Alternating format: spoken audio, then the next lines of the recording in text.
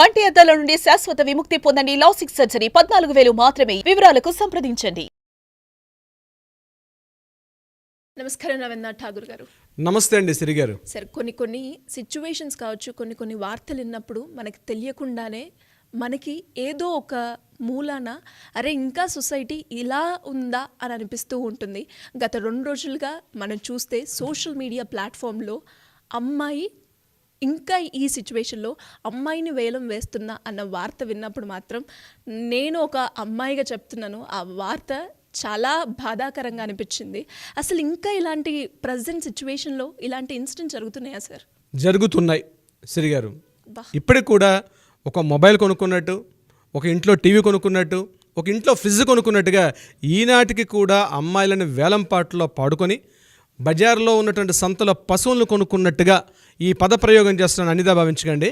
బజార్లో పశువులను కొనుక్కున్నట్టుగా అటువంటి వేలంపాటల్లో అమ్మాయిలను కొనుక్కొని తమ వ్యక్తిగత అవసరాల నిమిత్తం అమ్మాయిని పెళ్ళి అన్నటువంటి ఒక చిన్న 2 అక్షరాల పదంతో వాళ్ళని బంధించేసి వాళ్ళ జీవితాలతో ఆటలాడుకున్న సందర్భాలు చరిత్ర పుస్తకాల్లో కథలుగా చదువుకున్నాం, సినిమాలు చూసాం. కానీ ఈనాటి నవ్య సమాజంలో కూడా ఇప్పటికీ కూడా అలాంటి ఒక సాంఘిక దురాచారాలని ఇటీవల మనం సోషల్ మీడియాలో జరిగినటువంటి ఒక నెట్లో బాగా హల్చల్ చేస్తున్నటువంటి ఒక న్యూస్ చూసాక అవును అని అనాలనిపిస్తుంది. ఈ సంఘటన మధ్యప్రదేశ్లోని రాజ్గఢ్ అనే ప్రాంతంలో ఒక సాంఘిక అనాచార దురాచారంగా కనిపిస్తుంది. ముఖ్యంగా అక్కడ ఒక రచ్చబండ నడుస్తుంది.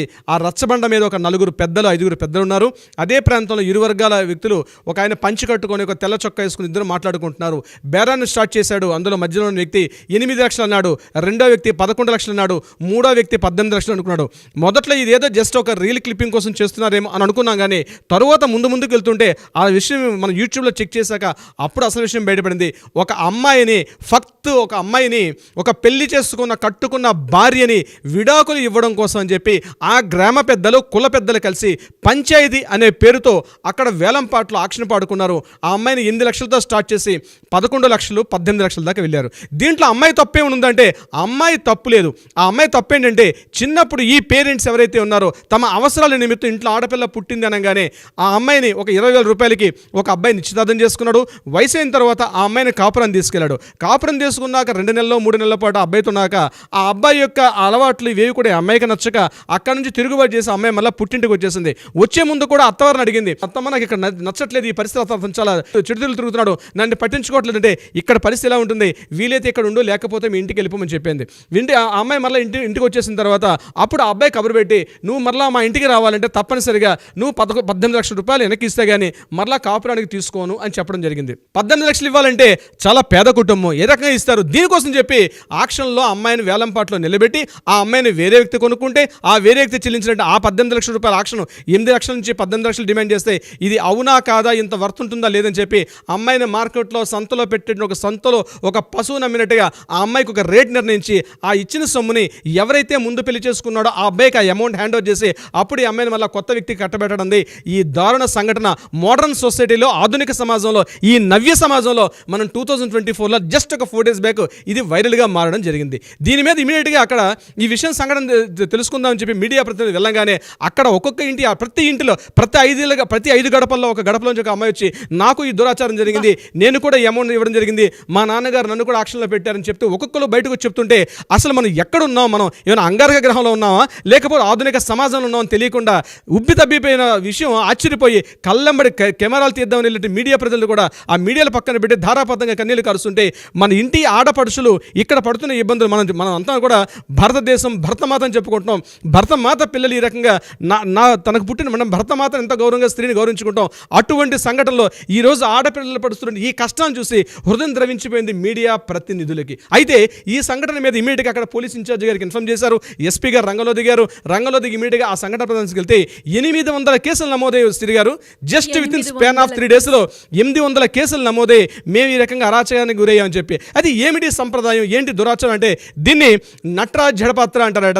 ఆ ప్రాంతంలో మధ్యప్రదేశ్ యొక్క లోకల్ భాషలో ఒక మాండలికంలో దీన్ని పిలుస్తారు. ఇది కొన్ని గ్రామాల్లో జరుగుతున్నటువంటి అనాదిగా కొన్ని వేల సంవత్సరాలు జరుగుతున్నటువంటి ఒక సాంఘిక దురాచారం. ఈ ప్రక్రియ ఇప్పటికే నమోదవుతుంది. చదువుకుంటున్నారు, బడికి వెళ్తున్నారు, విద్యాభ్యులు నేర్చుకుంటున్నారు. కానీ ఈ దురాచరణ మాత్రం అక్కడ కొనసాగింపుగా ఇంకా కొనసాగిస్తూనే ఉన్నారు, డిమాండ్ చేస్తున్నారు.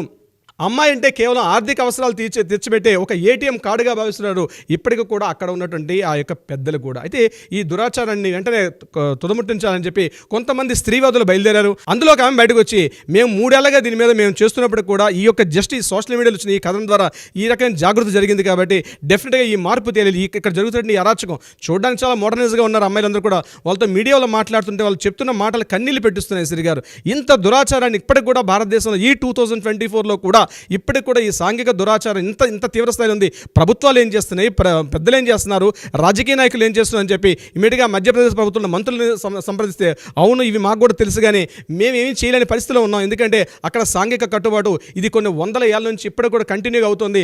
వీళ్ళ అమ్మలు, వీళ్ళ అమ్మమ్మలు, వీళ్ళ తాతమ్మలు, వీళ్ళ నాన్నమ్మలు కూడా ఇదే పరిస్థితిలో ఉదయం లేచింది మొదలు 24 బేస్ అయిన ఒక కట్టు బానిసల మాదిరి ఈ స్త్రీలు వాళ్ళ ఇళ్లలో ఒక గొడ్డు చాకిరి చేస్తూ మగవాడికి కేవలం తిండి పెట్టి వాడి యొక్క శారీరక అవసరాలు తీర్చడమే కాకుండా ఎంటైర్ ఒక పశువుకైనా ఒక టైం ఉంటుంది కానీ అంతకన్నా హీనంగా బతుకుతున్నటువంటి సాంఘిక దురాచారాన్ని అన్ని రకాల ప్రయత్నం చేసినప్పుడు కుదరట్లేదు అంటున్నారు. ఒక ప్రయత్నం అంటూ మొదలు పెడితే డెఫినెట్గా మార్పే జరుగుతుంది. ఈ రోజు వచ్చిన సోషల్ మీడియాలో ఏదైతే ఈ ప్రభావం జరుగుతుందో దీన్ని ఖచ్చితంగా ముందుకు తీసుకెళ్ళగలిగితే మాత్రం ఈ దురాచారాలు ఎక్కడున్నా సరే మన స్త్రీవాదులే అది ప్రదేశమా ప్రాంతం పక్కన పెడితే ఇటువంటివి ఎక్కడ కూడా జరగకూడదు.